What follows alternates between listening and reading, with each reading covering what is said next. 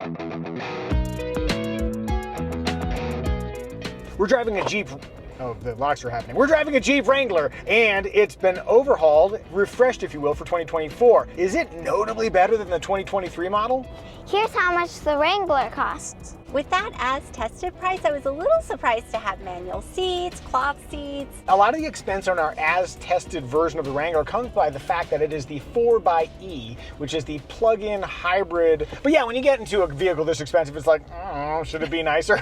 I like the pops of blue. We have soft materials, stitching. You're getting to something that's new for 2024, which is the interior has been overhauled and added a lot of soft touch materials. We appreciate from off-roading that having hard surfaces makes it a lot easier to clean up all the dust that you wind up collecting. And indeed, we have plenty of plastic in here, but it doesn't hurt to have some soft touches. So when you get in for the first time, it's like, oh, okay, this is a little elevated. Part of the interior changes are to accommodate this new big old screen, and we're going to talk more about that coming up soon. As for storage, there's this center console with 2 levels that open. We normally like a big dedicated phones bin up here. We don't have that, unless you count this little slot where your phone goes right here. We have cup holders, and they do not impede these controls here. There's also flexible storage in the door, which can accommodate a bottle if it's not too big and it's sealed. I find the front seats to be pretty firm, but reasonably comfortable. I'm not getting a bunch of pressure points. Also, a little bit of lateral support too in the shoulder region, which is great, not because we're hauling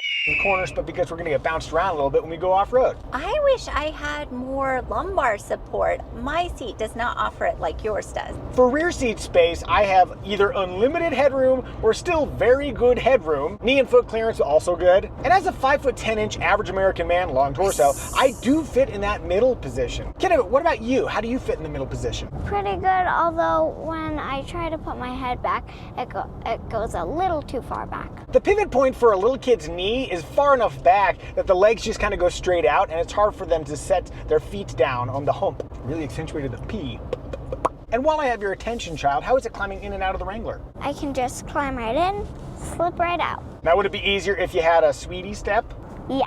I wish there was a sweetie step because a couple of times when I was getting in, I was overeager and hit my head on the roof. You have 2 challenges. 1, you're short. 2, you're bad at doing things. Yep. So when you get those items together, it's Oh, like boy. you might just whack your head. Just like our Bronco, we've got a swing gate. That might be a challenge if you're parallel parking in a city environment, but out here in the woods, it doesn't really matter. 27.7 cubic feet in our tester, but if you go with the non-hybrid version, you get an extra 4 cubic feet. There's a little underfloor area, which is handy for storing the electrical accessories that come with the 4xe. If you want to fold the seats down, it's a 60-40 split arrangement, though you will have to walk around the side to flip up the seat bottoms first and then flip those seats down. At some point I'll stop announcing it, but our daughter has grown out of needing a booster seat. Nonetheless, how do you find the latch situation back there? The lower anchors are not covered, which makes it very simple to install a booster seat. I also think there would be room for a rear-facing car seat back there. For safety, neither the NHTSA nor IIHS have rated the crash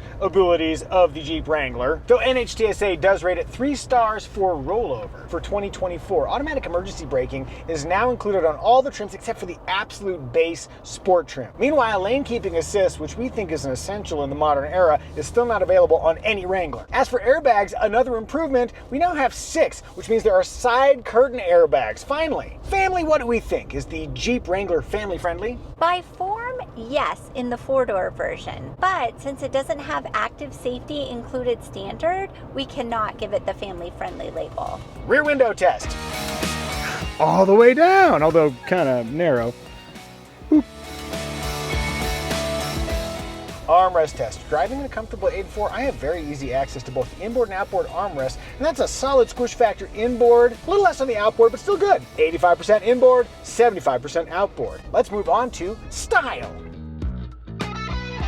The Wrangler has not changed that much over time. A simple squared off shape, round headlights, square taillights. I love the iconic style of the Wrangler. Yeah, if you did change it radically, there would be riots.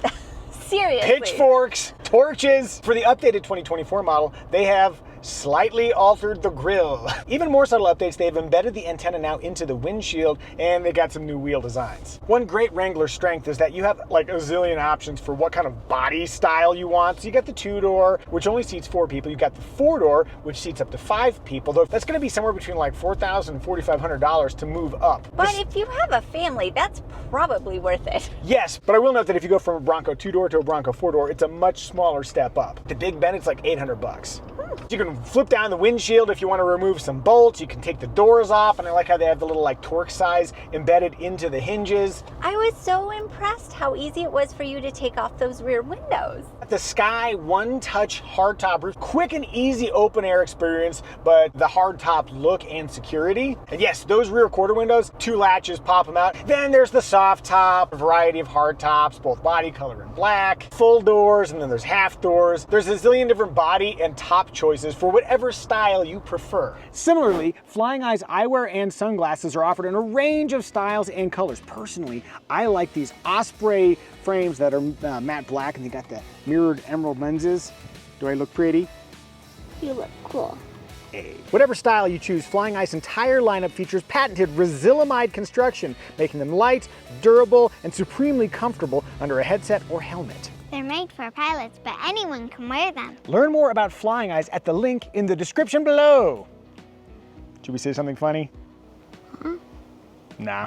One last style note, our tester is painted in bright white. That is the only free color. Every other color costs at least $600. We're feeling pretty good about the style of the Jeep Wrangler. What do you think? Do you like the Wrangler? Do you dislike it?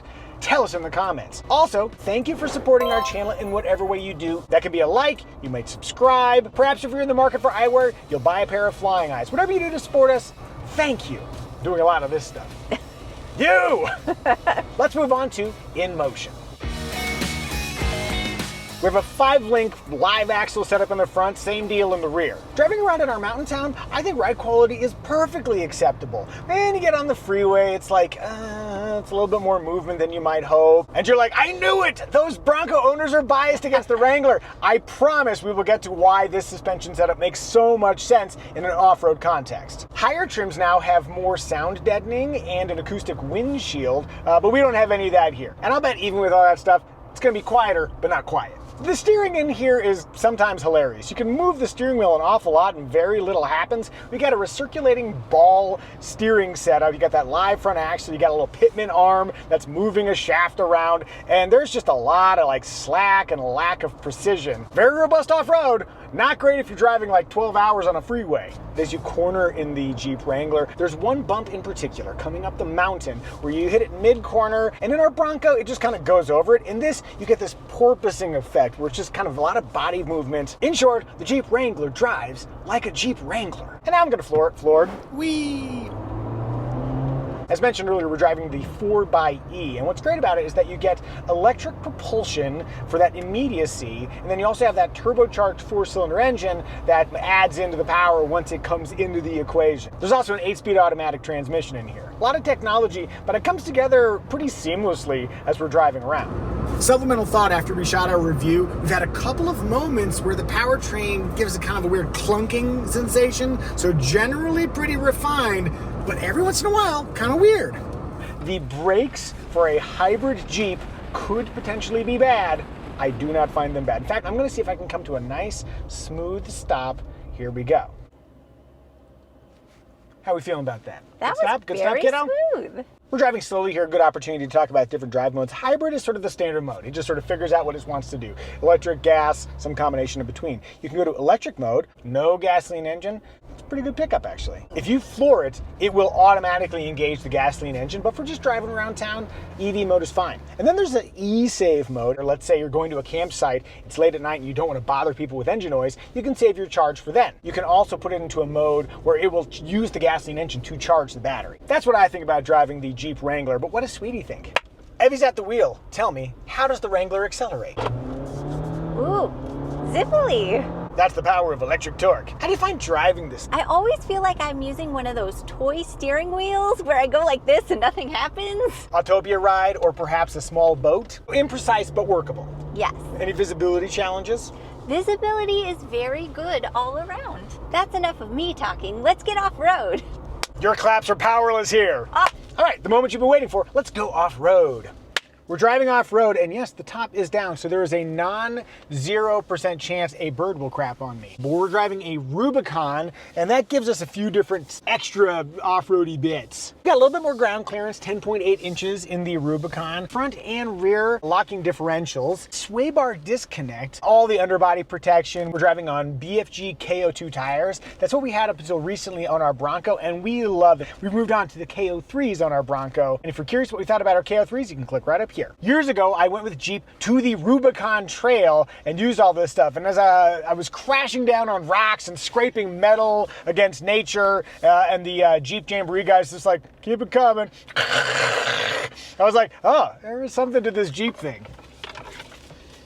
Nature. If you watched our review of the 2024 Ford Bronco, we went up a hill that was fairly challenging. We're gonna go up that same hill now. Quadcopter is in position, ready to capture the action, and actually we should do a little bit of prep. With the Bronco, we put it into 4 low, and we did activate a locker. I'm just gonna do that proactively, maybe to minimize some of the drama here. We are in 4 low, rear, locker, sway bar, disconnect, off-road plus. There's this big divot over here on the left side. I think we've got enough ground clearance that we can make this up here without doing anything too terrible, but let's see how it goes.